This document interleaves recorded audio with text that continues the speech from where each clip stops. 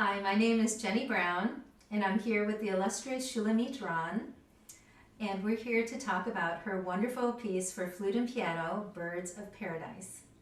Shulamit Ran has been awarded most major honors given to composers in the U.S., including the 1991 Pulitzer Prize for her symphony. Her music has been performed worldwide by leading ensembles, including the Chicago Symphony, the Philadelphia Orchestra, the Cleveland Orchestra, the Israel Philharmonic, the New York Philharmonic, the American Composers Orchestra, the Mendelssohn, Brentano, Pacifica, and Juilliard quartets, Chanticleer, and many others.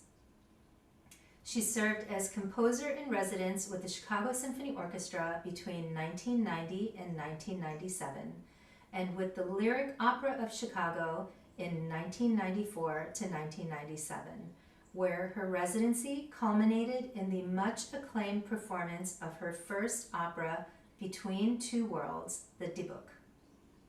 Ran, who is the Andrew McLeish Distinguished Service Professor Emerita at the University of Chicago, where she had taught since 1973, is currently composing Anne Frank, a full-scale opera on a libretto by Charles Kondek, to be premiered by the Indiana University Opera and Ballet Theater at the Jacobs School of Music. The recipient of 5 honorary degrees, she is an elected member of the American Academy of Arts and Letters and the American Academy of Arts and Sciences. Her music is published by Theodore Presser Company and by the Israeli Music Institute and recorded on more than a dozen labels. And we're pleased to say that there's one label that we'll be talking about, and that is Innova Recordings, who was the distributor and label for our recording of Birds of Paradise, which is the subject of our chat today. Shulamit, you and I have known each other for many, many years, and what I think is so fun is that friendship and that wonderful just spirit of collaboration started when we first met because of Birds of Paradise. And so it's fun to see this whole journey kind of come full circle with this recording. So would you like to share a little bit about those early days? Well, obviously, when we started our association, there was no Birds of Paradise yet, Yes. as far as a musical composition by me. But you, Jenny, you are responsible for it. 100%. Because, yes, I recall very, very vividly that you had contacted me and asked for a meeting to discuss a possible commission. And we met at my office at the University of Chicago. And you talked to me about this project, your involvement with Chicago Flute Club. I think later you became its president. Actually, I think preceding that I had been the Preceding president. It's you hard to keep track. Yes. yeah, but in any case, you were acting in a sense as an emissary for the club to come and talk about the idea of my writing a flute and piano work for the Chicago Flute Club's 25th anniversary. And in truth, when you initially presented the idea to me, I was not all that interested in the idea of writing a flute and piano piece, and mostly because I had already written a number of works with a flute in a very prominent role. There was East Wind, which is a solo flute piece and was written in 1987. Then a few years later, there's Mirage, which is for 5 instruments, actually the exact same instrumentation as your Picosa, your ensemble, and it consists of flute, clarinet, violin, cello, and piano. But the flute, and especially the alto flute, plays a major role, a central role in Mirage. And then this was followed about a decade later with Voices, which is a flute concerto. So I wasn't sure that after all of that, I mean, in a way, I felt as though I had had my say as far as the flute in a prominent role. But you, Jenny, you are persistent among your many other qualities. You are persistent. And so we talked, and I did not commit myself. I just promised that I would think about it. And a few months later, you contacted me again and you said, "Oh, how about it?" And on and on. And I finally said, "Well, okay." And you know what? I am so glad that you persuaded me because, first of all, it was a lot of fun to write. I really enjoyed Imagine. the Yes. process. And it gave me yet another possibility to continue this exploration of what I think of as my flute voice, Mhm. exploring the flute soul. I like to think of each instrument as having a soul. So it's not merely a matter that you say, well, okay, the flute's lowest note is here, and its highest note is here, and it has such and such a sound, and it can play very, very fast. And so anything that you do between this and this, we've got a flute piece. No, it's much more for me than that. I mean, there are certain ways in which the flute, as you say, it has its own soul, different from a clarinet soul or from a violin soul. And so this work for flute and piano just gave me another entry into that kind of thinking. And I ended up writing Birds of Paradise. I did not start with the title. I never, or very, very rarely do. But as the piece was progressing, and as I was getting close to the finish line and started to think about titles, and I try for my titles to have something about the title that would evoke an Mhm. image that I think is the piece. And Birds of Paradise, with all of its color and energy and movement, that title just sprang to mind. And well, here we are. So thank you, Jenny. It wouldn't have happened if it were not for you persuasiveness, really. I guess I didn't think of it as persuasiveness. I just am such an admirer of your music and, just a long time admirer of your music. So Thank it was you. more out of admiration, I guess. Thank But you. it's very funny. Um, so, going back to the piece, the title Birds of Paradise is so appropriate, and it just really gives the artist sort of this launching point to just understand the concept behind the character and everything. And it's interesting because I don't know if you ever do this, but if you Google, for example, your music, so much of the time what the words that jump out about your music are things like humanity and soulfulness and all of these very sort of rich descriptions of your music, even though it's all so beautifully crafted, so immaculately crafted. Every Not only the structure of the pieces, but your actual physical scores are immaculate. I think among the most what's the way to describe it? The easiest to understand and grasp for artists. It's really just a gift the way that you put your scores together. But beyond that, there is this capture of soulfulness that exists in really all of your music. And it's such a wonderful blessing to musicians to be able to explore music at that level. So Well, thank you. And the bottom line is you're talking about craft and you're talking about how the score is laid out. And these are very, very important. And the precision and thought that goes into it is critical for the end. I mean, these are the means.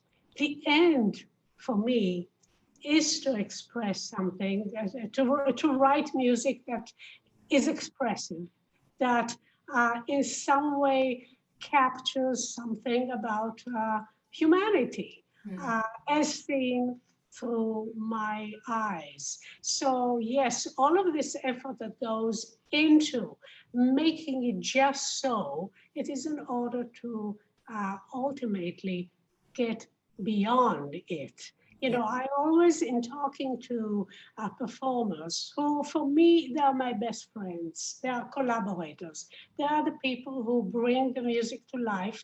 By the way, this is probably a good a moment to mention that the premiere was given by the wonderful Chicago-based flutist Mary Stolper, Yes. with whom I've had a long, decades-long association.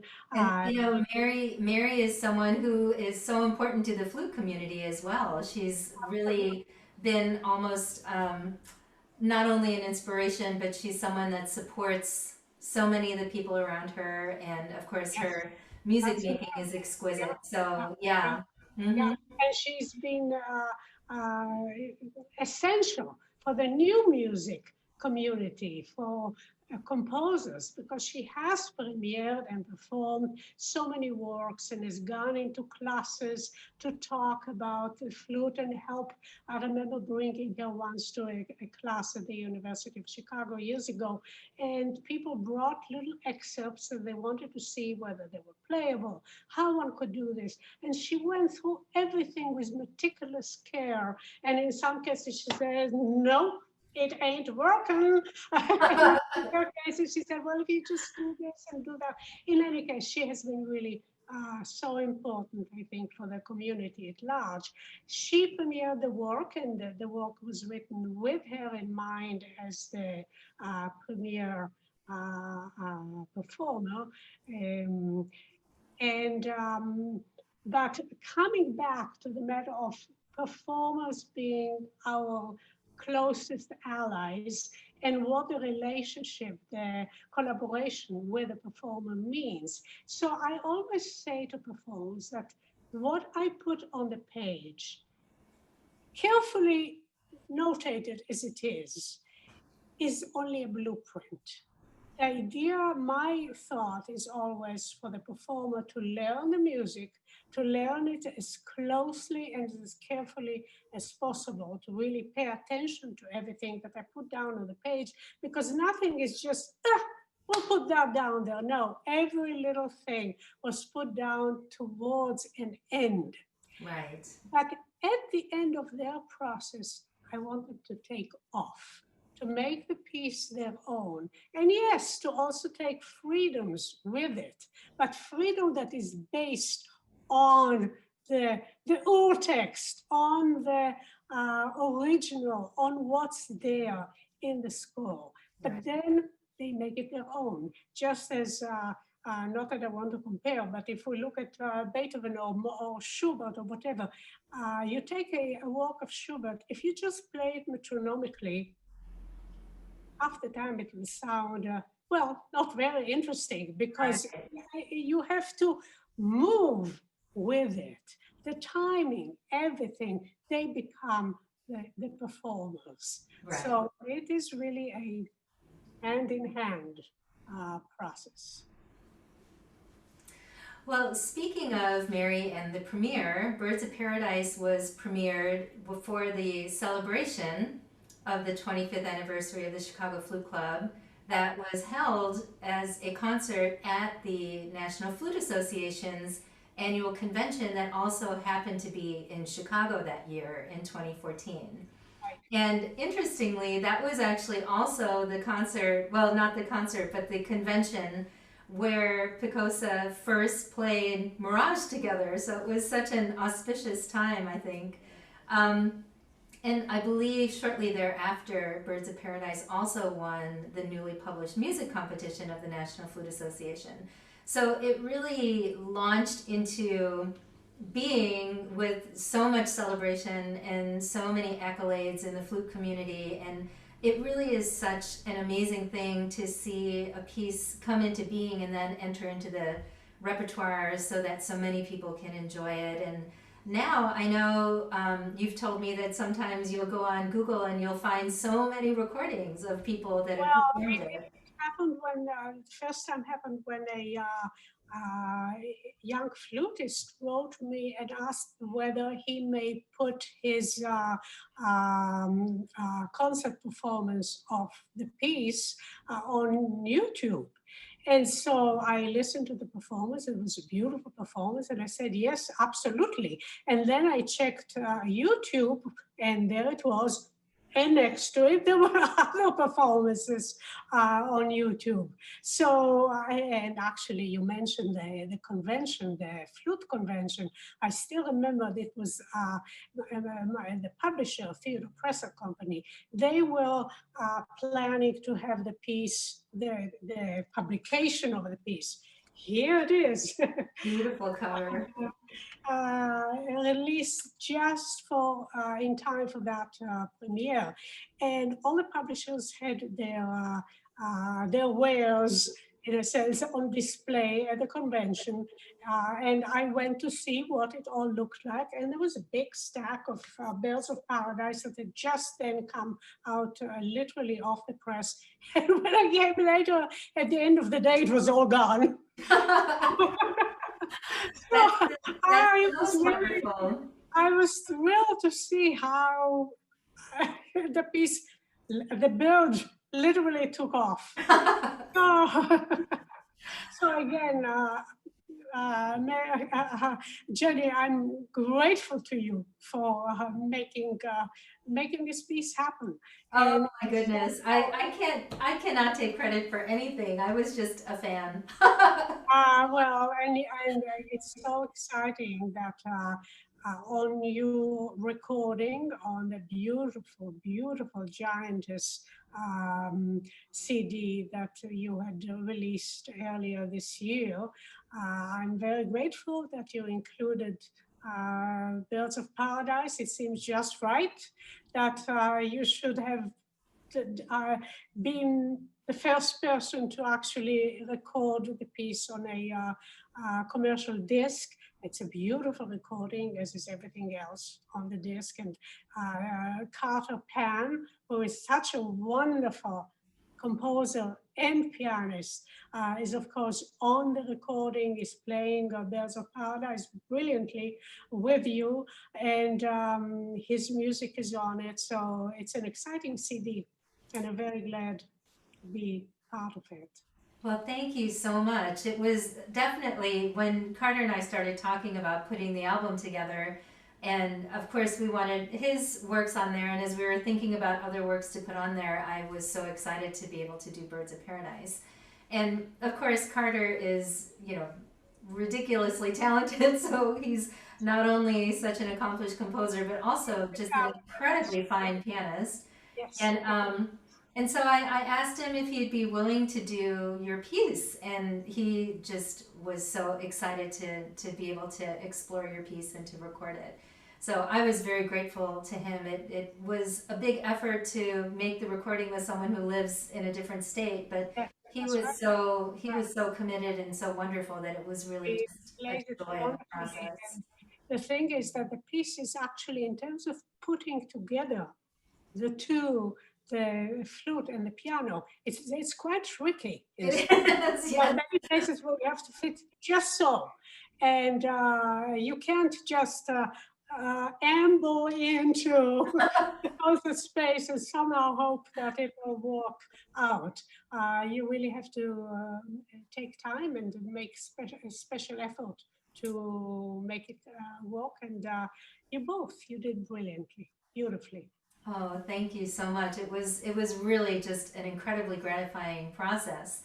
So speaking of the process, as Carter and I were working on your piece, we were so taken by just the breadth of what was captured in it, I guess is the way to put it. Because of course, seeing the title Birds of Paradise, we had a certain expectation of just sort of this like lightness and activity and, you know, brilliant colors and everything. And when we actually sat down and worked on it, we both felt like, oh my goodness, there's so much more here. And the sort of vigor of the first movement was in this incredible contrast to the second movement that was so much more profound and expressive and in many ways kind of somber. And then of course there's the brilliant final movement that is, you know, it's basically it I imagine it's what it feels like to take flight. It has that kind of energy to it. Yeah. Yeah. And I remember after we recorded it, you were so gracious to have us in your home for tea, and we both felt compelled yeah, that was so much fun. We both felt compelled to just ask you about, especially that second movement. And I remember that Carter used the word transportative, and he felt like that the movement was so moving and it was so profound. And again, going back to that incredible soulfulness and sense of humanity. And I remember we asked you if you would just share with us if there was something beyond the birds there, and if you wouldn't mind sharing that. It continues to be such a moving moment of my life, that conversation. You know, I have to say, it is rare that I talk about something personal that just happened to have been going on at the same time that I was composing, because my thought is always it's about the music and not about external events that have to do with whatever it was that was going on at the particular point in time. But yes, you asked me about it, and I guess partly because I felt so close and comfortable with the two of you that I told you something that is indeed very, very personal. Um, I just at the time that I was composing the second movement, well, during that entire period, actually, I was going through a health crisis. And at home, I'd written the first movement and began working on the second movement. But then, as part of the treatment that I was undergoing, I had to go to, we actually, my husband and I, we went to Boston, where I was being treated at a Mass General Hospital. And I was there for close to 3 months. We were there, and we rented a small apartment right next door to the hospital. And one day, one of the wonderful nurses that I had there, his name was John, as it happens, he said to me, you know, we want to make available to you the full array of our possibility of the things that we have here at the hospital. And there's even, if you're interested, there's even music therapy. And I said to him, well, you know what? There is actually one thing that would be wonderful for me if I could have it by some chance. I said to him, I'm a composer and I'm composing now something. And if I had a synthesizer, any kind of keyboard, even a synthesizer at home where I'm staying now, that would just be so great. He said, well, you know what?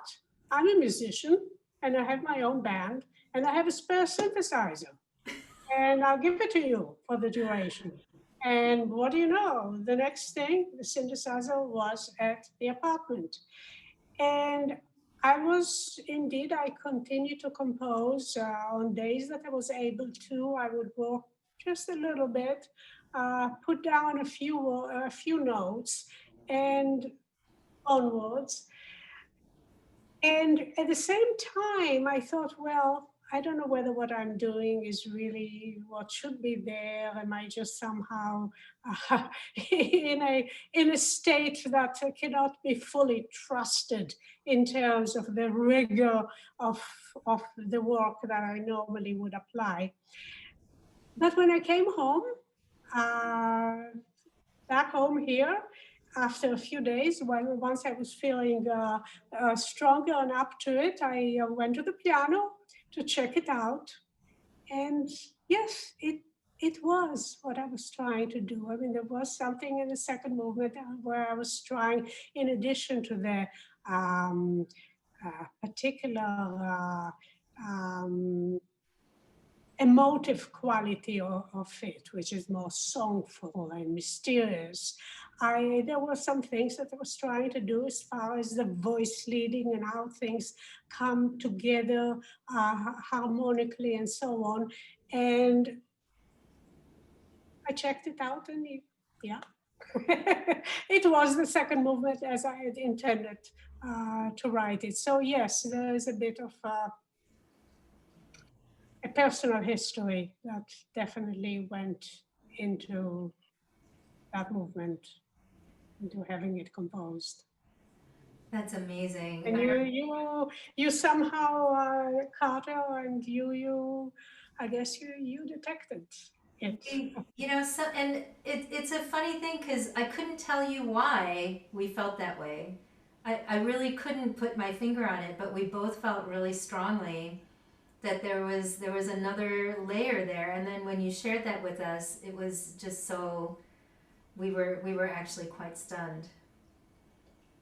So thank you so much for sharing that experience. And it brings a deeper sense of not only meaning but also commitment artistically in approaching that movement, knowing that it has that profundity to it. And I remember when we were having tea together, you said that you didn't deliberately try to capture your experience, but that it didn't surprise you that life kind of creeped in there anyway. Life does. That's right. Yeah, and more than anything else, well, what is my music about? When people say, "Well, are you influenced by this or that or the other?" and I say to them, "My life, life as I happen to live it."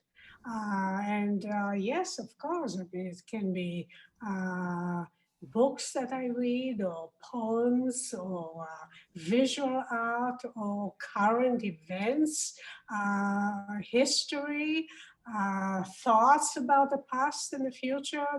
They all come into the music in a way that definitely is not up to me for the most part to try and decipher. I'm not really interested in that, in the same sense that I'm not interested in doing a theoretical essay about my music. But it's all there. It is, absolutely, absolutely. Well, I am so grateful for this time with you, as I always am. Anytime I have to spend with you, it's always just an incredible, a greatly appreciated thing from my heart. I just so enjoy talking to you and spending time with you, and I'm very grateful for Heart to sharing. heart. Thank you. Well, thank you, Shulamit. And again, the piece is Birds of Paradise by Shulamit Ran. And it was just a joy not only to kind of see how this whole process unfolded and to be able to record it, but to hear about your experience and wisdom in composing as well. Thank you, Shulamit. Thank you, Jenny, very much.